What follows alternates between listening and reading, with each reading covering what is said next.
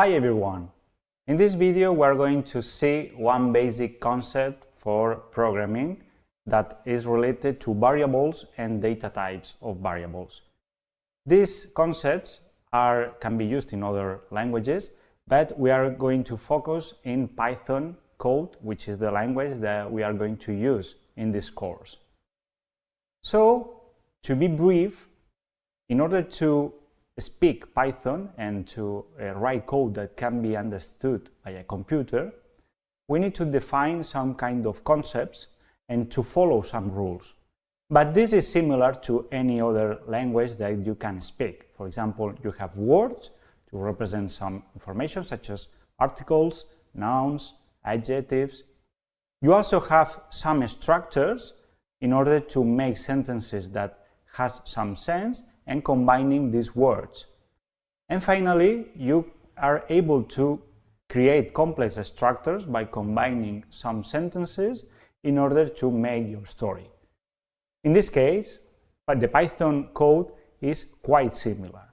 We have a vocabulary that are words that we can use, such as variables, constants, functions, and so on. We have structures to making sentences by using these words, and these structures should follow some rules in order to be clear. We cannot do anything, but we need to follow these rules in order to write correct code. And finally, we have more complex structures that take specific sentences and statements and creates a more complex code, such as sequential structures, conditionals, repeating structures, or functions. Through the next lessons, we are going to dive into any of these concepts, but let's start with the very beginning, which are variables. A variable is a named storage to store some information. In this case, a variable is represented as a name and holds some information. So think it as a container of information. In this case, variables are really used for writing code, since they allow us to represent a lot of information, and specifically information that can change during the execution of the program. So we refer to this information as dynamic information. Here you have an example of defining a variable. It's really easy. The name that we choose in this case is A, and by using the operator equal, we assign a specific value, in this case 5. So defining a variable is as easy as this. Writing a name, equal, and giving some value. In addition, here you have a function, let's call print. Don't worry, because we are going to go in depth in the next lessons. But basically, you need to understand that this sentence allows us to show the value of a variable in the terminal. This is show some result that the user can observe. In this case, the syntax of print is just writing print and then using two parentheses, and inside the parentheses the name of the variable that we want to print. In this case, we want to print the value of A.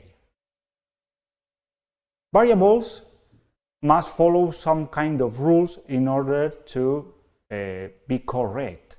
For example, the first character of a variable cannot be a digit, it should be a letter. In addition, Python distinguishes between lower and uppercase letters. So we use lowercase by convention for writing and defining variables. In case that we want to give a name with two words, for example, family name, we'll use the underscore to separate both words.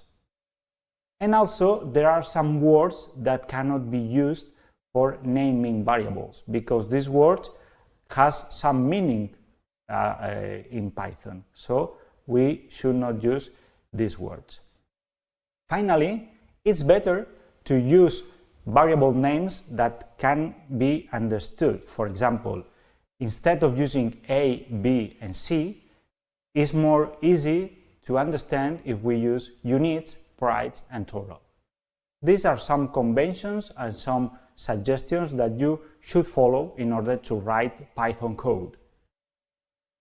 So here you have some of the words that cannot be used for naming variables because they have already a sense in Python. For example, false with the F in uppercase, true with the T in uppercase, and so on.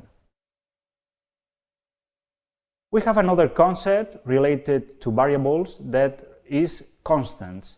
A constant is like a variable. This is some name that stores a value, but in a different way than variables, the value is always the same.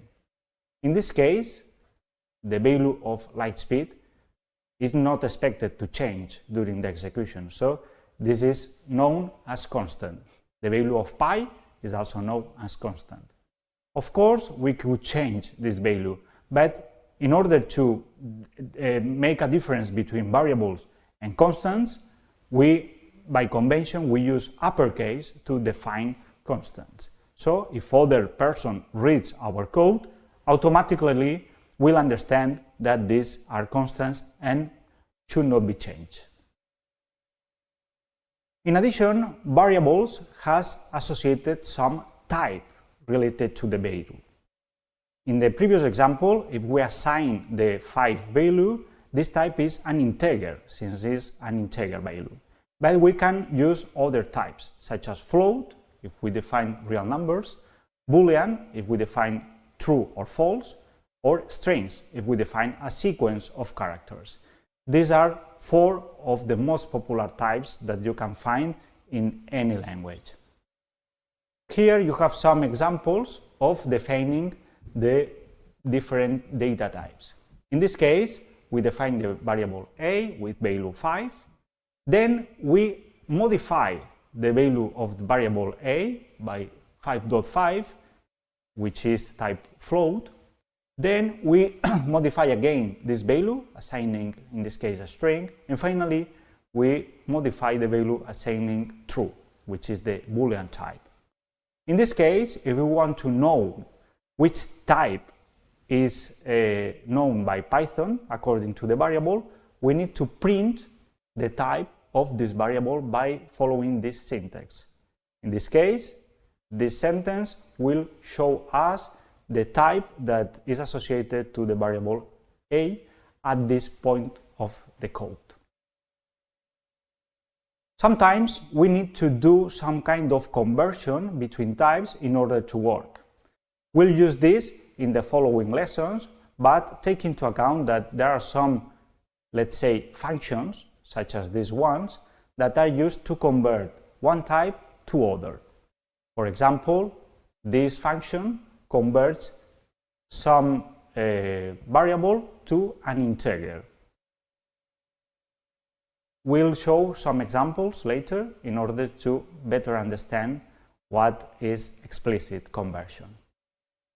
So, just for taking a summary, data types are associated to variables, and a variable allows us to store some information during our code.